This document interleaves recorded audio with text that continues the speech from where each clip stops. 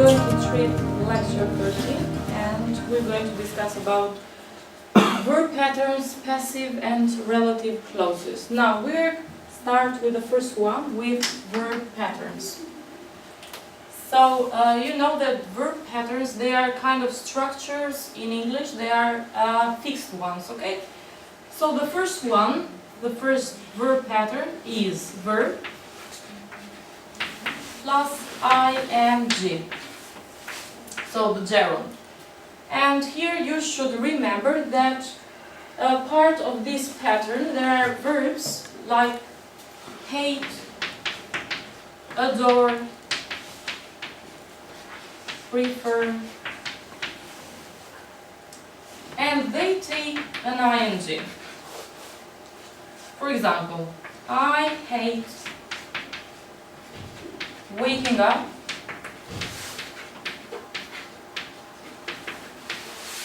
early in the morning.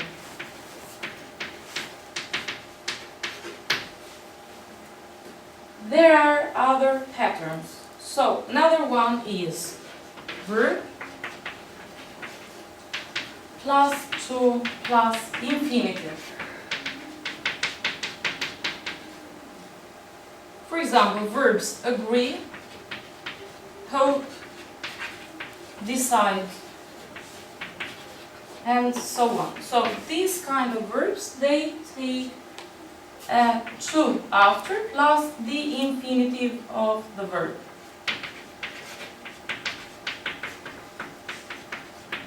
For example, if we say, I hope to see you again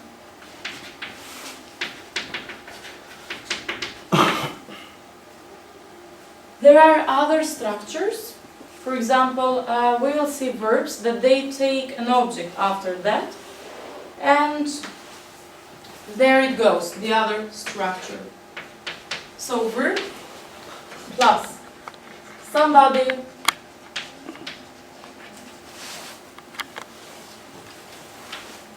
plus infinitive.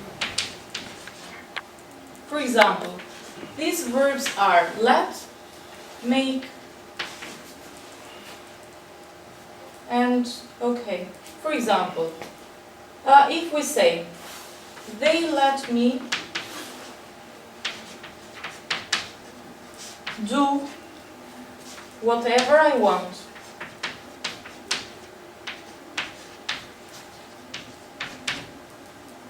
Or the teacher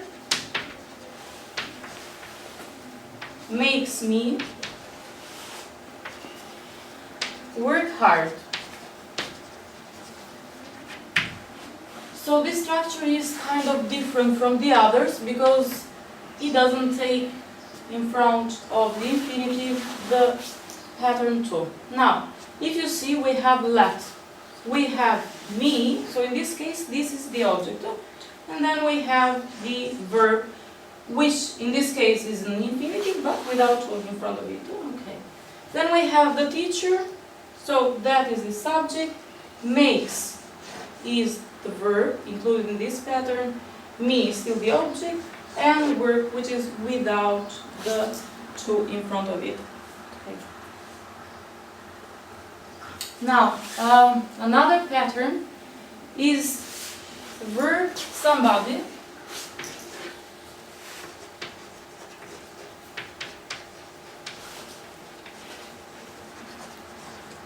to plus infinitive.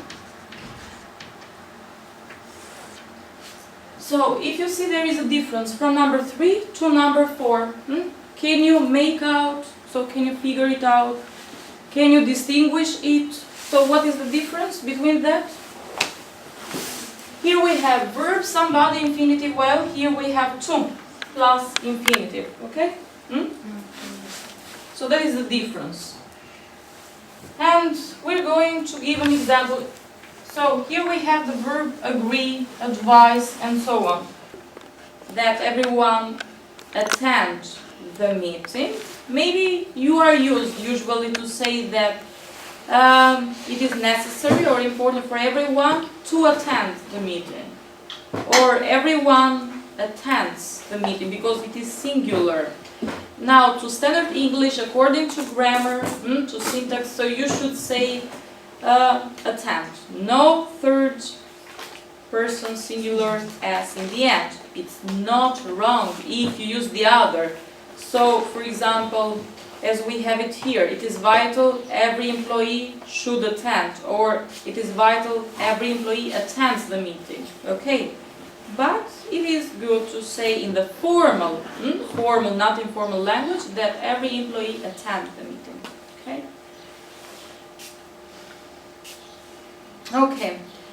We have relative clauses. Now, relative clauses, they are divided into forms. The defining relative clause and non-defining relative clause. What are defining relative clauses and what are non-defining relative clauses? Defining relative clauses, they identify, they define exactly the noun preceding the relative clause, okay? The non-defining, they give extra information. If we have two sentences, and I'm going to write on the board also, if we say, for example, she likes people who are good fun to be with. Now, defining relative clauses are introduced by relative pronouns. Relative pronouns are who, whose, whom, that, which, where, when. So I said, she likes people who are good fun to be with. Okay? So who are good fun to be with is a relative clause. And it is introduced by the pronoun who. Okay? It is used for people. Now, if I say another sentence, for example, my friend Andrew, who is Scottish, plays the bagpipes. Now, this part, my friend Andrew, who is Scottish, because it is introduced by the relative pronoun, so that is the relative clause, who is Scottish plays the bagpipes. Now, this, who is Scottish, it is put in the written form between commas. Okay? And do you think that if we take it out, if we leave it out, does it take to change the meaning of a sentence? For example, if we say my friend Andrew plays the bagpipes. So bagpipes in Albania is a kind of musical instrument. So you know bag and pipes, like Scottish, you know Scottish, what do they do? So they wear that skirt with squares and they play the bagpipes. Okay. So if we take this, my friend Andrew plays the bagpipes, does the meaning of a sentence change? My friend plays the bagpipes. Yes. Does it have meaning? If we do not say who is Scottish? It has, but we don't define well where he is from. Okay, but is it important? Maybe not. It's not. So if I say my friend, so it's my friend just that, and he plays the bagpipes. Now, if I want more information, because we said that it adds extra information, so we can say that. Now, about the first one, if I say she likes people, because we said that the other part were fun to be with. If we just say she likes people, is the meaning of the sentence complete? Or we need what kind of people she likes? Yeah, we need some extra information. Okay, this sentence that identifies or defines exactly what we talked before is defining. So it identifies the noun before it. So that is defining, relative clause. And we cannot take out the part of the sentence, okay? That is relative. While contrary, non-defining sentences, the extra information that it is given in the relative part of the sentence and we can take it out. So no problem with that. The sentence does have meaning, okay? So we're going to write these two examples on the board.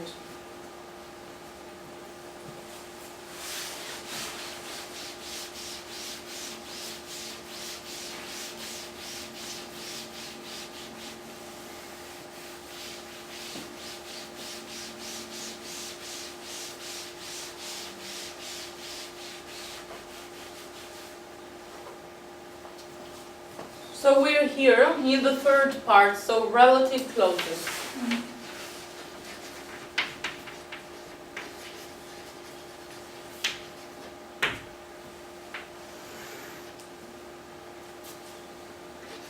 she likes people who are good fun.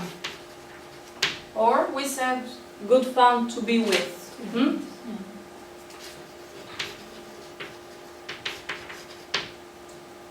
And we said another sentence. My friend Andrew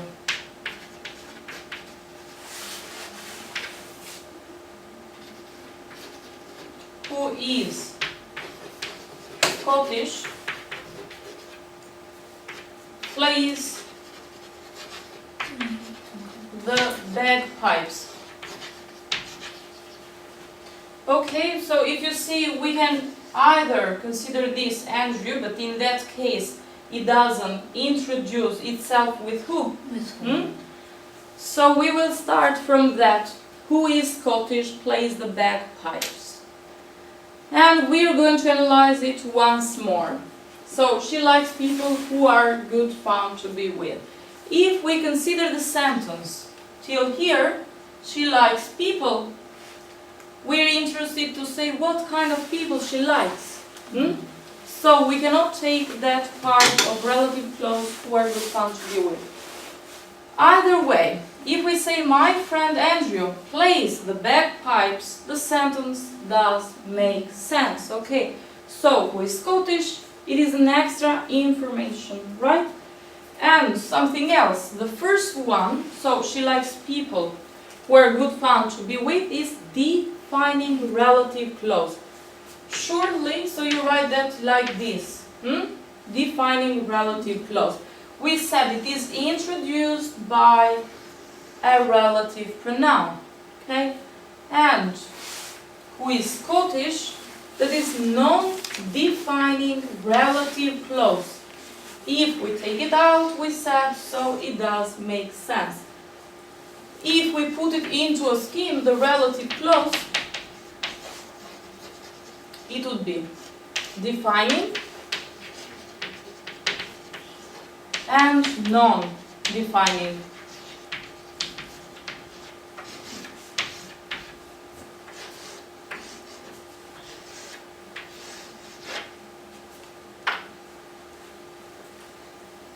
So the relative pronouns once more. Who for people, whom for people, who is for the subject, whom is for the object, whose for possession, that is for people and things and objects, and which is for object, phenomena, and so on.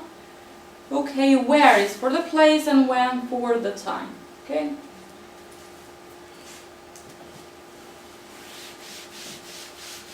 So do not forget this, so that the relative clause is introduced by a relative pronoun.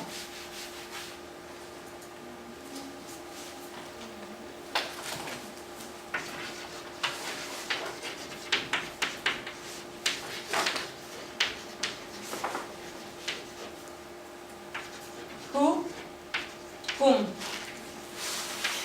which, that, whose, where, when.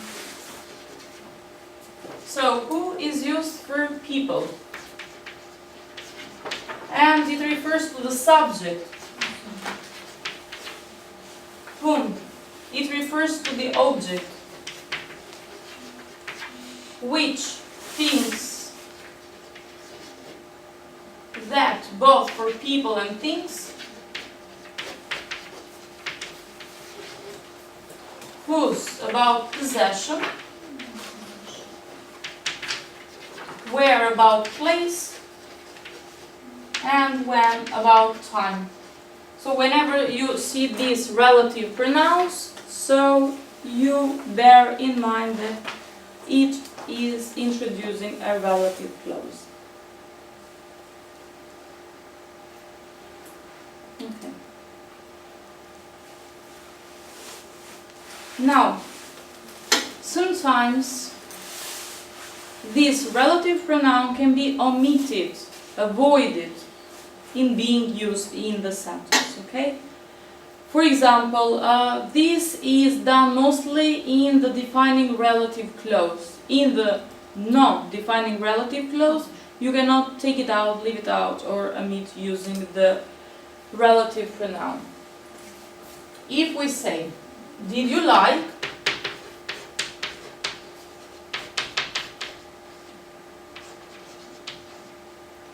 the present I bought you?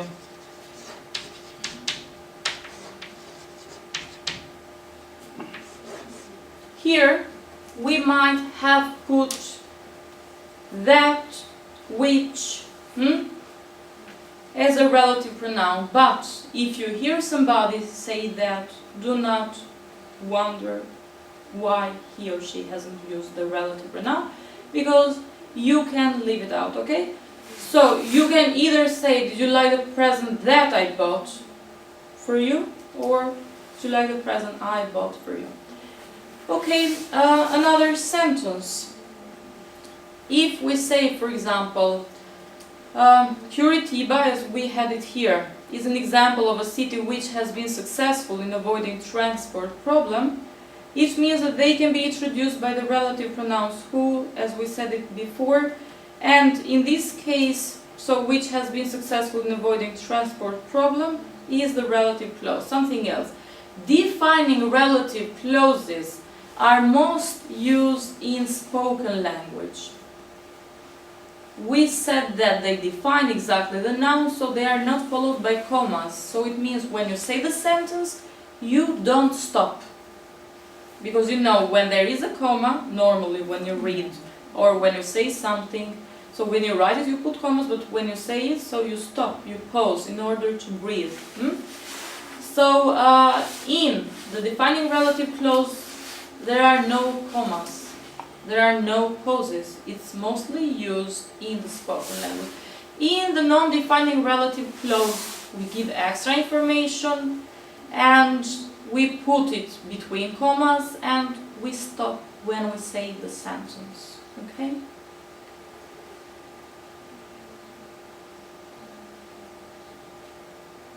We have also relative clauses with prepositions. As we said, it's good fun to be with, for example. Yeah.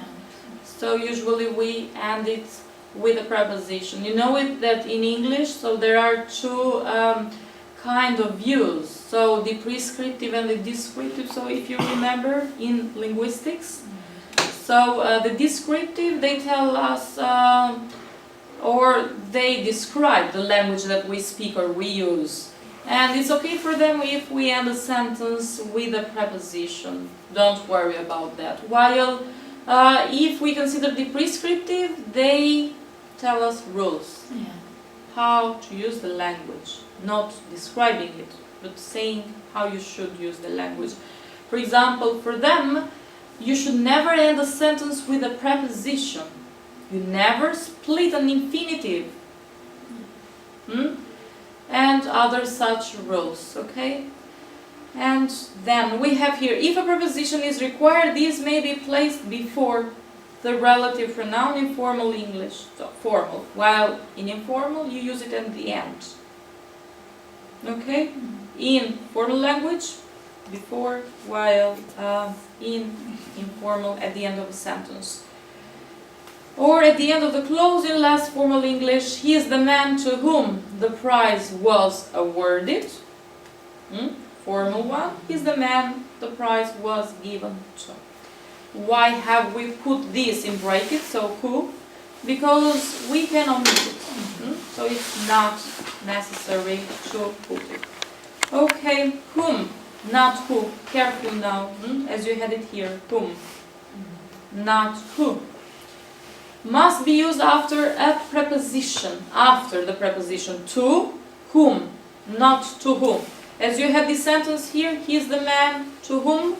After this preposition, you should use whom, not who. Okay. So whom, not who, must be used after a preposition. When we are referring to a place, if the relative clause includes a preposition, which must be used instead of where.